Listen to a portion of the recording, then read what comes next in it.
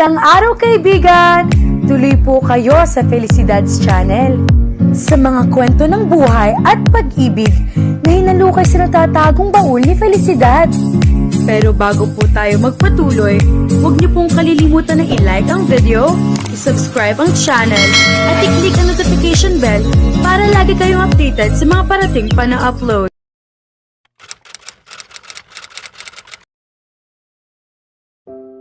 Hindi inaasahan ni Taz na mabubuo muli ang kanyang pamilya matapos ang lahat ng nangyari sa kanya. Nang magising siya sa ospital, ang kanyang mommy at daddy ang nagbabantay sa kanya. Kung naroon pa rin marahil ang pait sa kanyang dibdib, baka nasabi na niya sa mga magulang na ngayon lamang sila nagpunta dahil halos mamamatay na siya.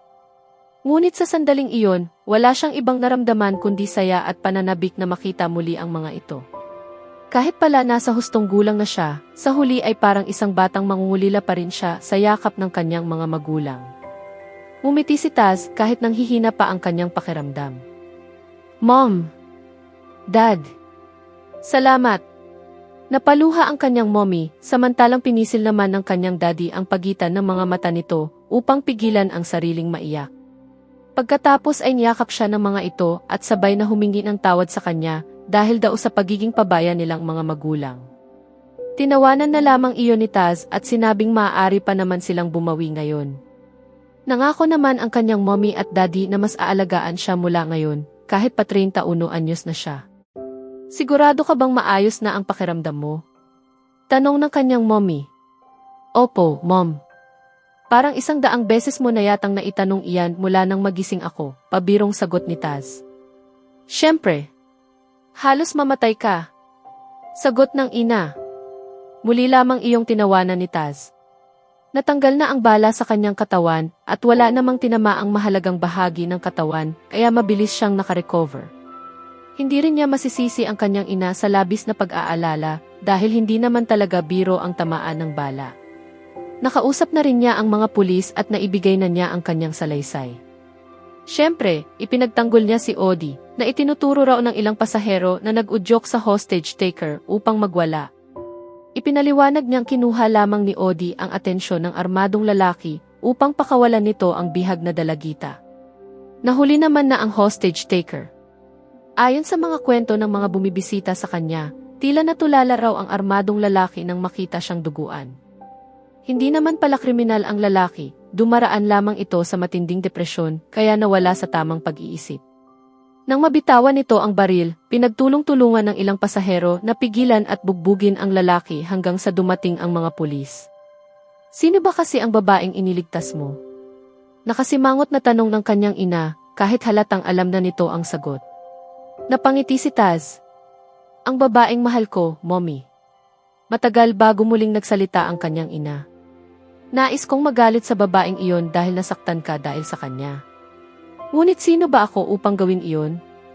Nasaktan din naman kita noon. At tiyak na mas masakit pa iyon kaysa sa sugat ng bala na tinamo mo ngayon. Mommy! Umiling ang kanyang ina na para bang pinipigilan siyang magsalita. Nagawa mo kaming patawarin ang daddy mo dahil sa babaeng ito, hindi ba? Marahang tumango si Taz. Ginawa niya akong mas mabuting tao, mommy. Ngumiti ang kanyang ina. Nakikita ko nga iyon. Mukhang mabuting impluwensya sa iyo ang babaeng ito. Wala akong dahilan upang magalit sa kanya. Lalo namang walang dahilan upang hindi ko siya tanggapin para sa iyo. Ngumiti lamang si Taz. Kahit gustuhin pa ng mommy niya si Odie para sa kanya, wala ring saysay iyon kung hindi siya gugustuhin ng dalaga para sa sarili nito. May kumatok sa pinto pagkatapos ay pumasok ang kanyang daddy. Anak, may naglakas loob ng bumisita sa iyo matapos ang 1 linggo niyang pagbabantay sa labas ng iyong kwarto, nakangiting sabi nito. Kumunot ang noo ni Taz. Hindi ko po maunawaan, Dad. Ang babaeng iniligtas mo. Araw-araw siyang dumadalaw sa iyo, ngunit hindi siya nagpapakita. Ayaw rin niyang ipaalam sa iyo na pumupunta siya rito. Malakas na kumabog ang dibdib ni Taz. Si Odie. At tila sinadya ng pagkakataon. Pumasok si Odie sa silid. Walang emosyon sa kanyang mukha, ngunit malinaw ang guilt sa kanyang mga mata. Mahigpit nitong yakap ang notebook na mailarawan ng Eiffel Tower sa pabalat. Sinubukang damhin ni Taz ang kanyang sarili. Wala siyang nararamdamang galit o sama ng loob kay Odi sa kabila ng mga nangyari sa kanya. Sa totoo lang, nakahinga pa siya ng maluwag nang makitang ligtas ito. Gusto pa nga niya itong yakapin at halikan muli. May iwan na namin kayo, sabi ng ina ni Taz habang hinahalikan siya sa noo. Nasa labas lamang kami ng daddy mo. Mamaya na ang pagpapakilala dahil mukhang kailangan ninyong mag-usap ng masinsinan. Salamat, Mommy. Nagnitian si Odi at ang kanyang ina bago tuluyang lumabas ang mga magulang niya. Saka lamang tuluyang pumasok si Odi sa loob ng silid. Ngunit nanatili itong nakatayo at nakatingin lamang sa kanya. Tila malapit ng maiyak. Napatawa si Taz at inilahad ang kanyang kamay. Miss na kita, Odi. Hinawakan ni Odi ang kanyang kamay. Marahan niya itong hinila upang maupo sa tabi niya. 1 linggo na akong narito sa ospital. Bakit ngayon ka lamang nagpakita sa akin? Pinisil ni Odi ang kanyang kamay. Patawad. Para saan? Biro ni Taz. Sa tangka mong iwan ako sa pagkakabaril ko habang inililigtas ka o dahil hindi mo pa ako kayang mahalin? Napahikbi si Odi. Sa lahat ng iyon. Kung nasaktan man si Taz, hindi na niya iyon pinansin. Mula nang mahalin niya si Odi, natutuhan niyang unahin ang kaligayahan nito kaysa sa sarili niya. Wala siyang dahilan upang kamuhian ito. Masuyong hinaplos niya ang pisngi ng dalaga upang pahirin ang mga luha nito. Bakit umiiyak ka na naman? Hindi naman malala ang sugat ko. Nakita ko ang notebook kong ito nang pakiusapan ako ni Oreo na magdala ng damit mo noong unang gabi mo sa ospital, paliwanag ni Odi habang iniaangat ang hawak na notebook. Kailan mo pa nalaman ang tungkol sa balak kong magpakamatay? Noong gabing nakatulog ka sa unit ko. Pagkagising ko, nakita ko ang notebook mo sa sofa. Kung ganoon, naiwan ko nga sa iyo ang notebook na ito. Pero bakit nagsinungaling ka sa akin nang tanungin kita noon? Bumuntong hininga si Taz. Patawad. Natakot lamang ako na baka lumayo ka kapag nalaman mong may nakakaalam ng plano mo. Bakit ka nag-alala sa akin, gayong hindi pa naman tayo ganoon kalapit noon? Nagkibit balikat si Taz. Hanggang ngayon ay palaisipan pa rin iyon sa akin. Pero hindi ko iyon pinagsisisihan. Matagal bago muling nagsalita si Odi. Ilang beses kang napahamak para lamang iligtas ako. Sulit naman ang lahat, mahal. Mahalaga ka sa akin. Isinubsob ni Odi ang mukha sa kanyang dibdib at yumakap sa kanyang baywang. Patawad. Dahil sa aking kahinaan, muntik ka nang mamatay. Labis akong nasaktan sa nangyari sa amin ng mommy ni Pluto. Hindi ko na alam kung ano ang nangyayari sa akin noon. Pakiramdam ko napakasama kong tao. Para bang upang makabawi, kailangan kong sundan si Pluto sa kamatayan. Nagtagis ang mga bagang ni Taz. Paglabas niya ng ospital, talagang kakausapin niya si Ginang Sarmiento. Ngunit sa ngayon, niyakap muna niya ng mahigpit si Odi. Huwag mong sisihin ang sarili mo. Paano mo nagawang mahalin ang isang babaeng katulad ko? Isang babaeng gustong wakasan ang sariling buhay? Sabi ni Odi.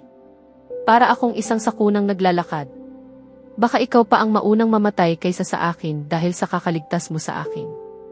Napatawa si Taz. May nagsabi na rin sa akin yan. Ngunit ano ang magagawa ko? Hindi kita kayang hayaang mamatay. Ikamamatay ko rin iyon. Nag-angat ng tingin si Odi. Ano, masuyong hinaplos ni Taz ang kanyang pisngi. Alam ko na ang pakiramdam mo nang gustuhin mong sundan sa kamatayan si Pluto. Nang makita kitang tinututukan ng baril, nasabi ko sa sarili ko, kung mamamatay ka, magpapakamatay din ako. Parang hindi ko kakayanin na mawala ka sa buhay ko. Kaya patawad kung inisip ko noon na mahina ka. Ang totoo, napakalakas mo. Nagagawa mong bumangon araw-araw kahit nawala sa iyo ang isang malaking bahagi ng iyong pagkatao. Kayong mga dumaraan sa ganoong paghihirap, malalakas kayo. Huwag ninyong isipin na mahina kayo. Kahit gaano pa kagulo ang mundo ninyo, nagagawa ninyo itong lagpasan. Ngunit lalo pa kayong lalakas kung malalampasan ninyo ang depresyon ninyo. Nagawa mo na iyon, Odi. Ipagpatuloy mo lamang. Marami pang magagandang bagay ang naghihintay sa iyo sa mundong ito. Sabi nga nila, kapag may nawala sa iyo, may darating na kapalit. Hayaan mong ako ang maging pangalawang pagkakataon mo, Odi. Bibigyan kita ng lahat ng pangalawang pagkakataong kailangan mo. Sa pag-ibig, sa pamilya, sa pagkakaibigan.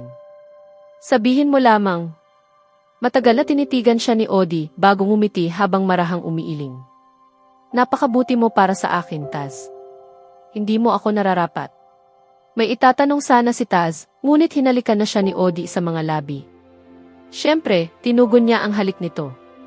Naghalikan sila at nanatili si Odie sa tabi niya hanggang sa makatulog siya. Ngunit nang magising siya, wala na ito. Isang litrato lamang ang iniwan ni Odie para kay Taz. Sa larawan, nakatalikod si Odie at suot ang pulang t-shirt na may nakasulat. Magiging maayos ang buhay ko. Nakakatawang nagsimula ang kwento nila nang makita ni Taz si Odie nang umiti sa ospital. At nagtapos ng halikan siya nito sa ospital din habang siya naman ang nakakonfine. Tunay ngang isa siyang babaeng parang sakunang naglalakad. At walang katulad. Sa susunod na kabanata, habang pilit tinatanggap ni Taz ang pagkawala ni Odie, may matutuklasan siyang bakas na magtuturo kung saan nagsimula muli ang bagong buhay ng dalaga.